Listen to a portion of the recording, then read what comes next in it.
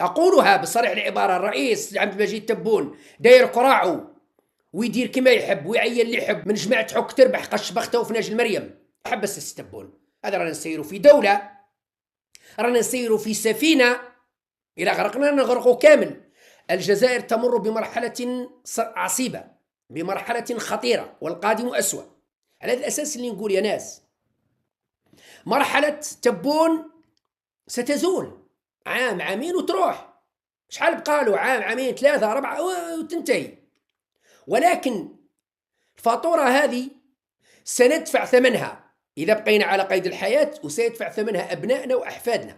أبنائكم وأحفادكم يدفعوا فاتورة ما يحدث الآن، لأنه الآن رانا نعيش واحد المصاعب خطيرة وخطيرة جدا مع اتفاق الاتحاد الأوروبي.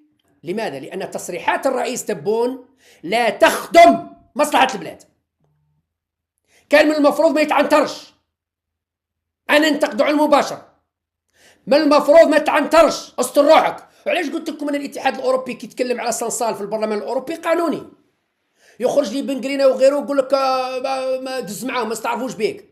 انت تقول ما استعرفش بيه، لكن كاين اتفاق دولي ما بين الجزائر والاتحاد الاوروبي اللي يسمح للاتحاد الاوروبي ويسمح لي البرلمان الاوروبي انه يتدخل.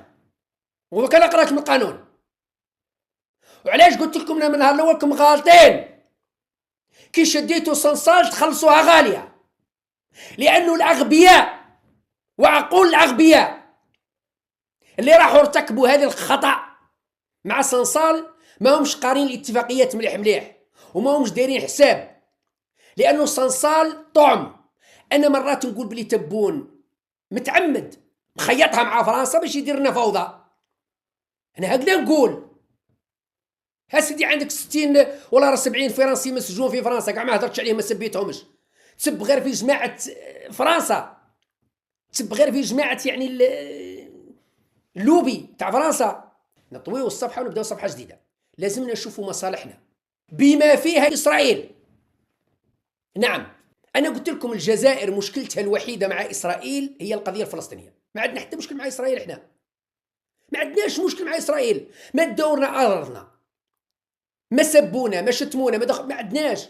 هما راهم يحوسونا على الشر لأننا احنا نحوسونا على الشر. لكن احنا مشكلتنا ما هي مشكلتنا مع إسرائيل؟ أقول مع إسرائيل ولا أقول مع اليهود، لأنه مشكلتنا ما عندنا حتى مشكل مع اليهود. اليهود كديانة ما عندناش مشكل معهم، مثلهم مثل المسيحيين، مثلهم مثل أي ديانة. لا يسال الديانات الغير سماوية، طبعا السماوية المسيحية واليهودية، لكن البوذية واللي يعبدوا الشجر والحجر الله يسال عليه. واحد يعبد بقرة وش دخل لي هذا؟ لكم دينكم ولي ديني.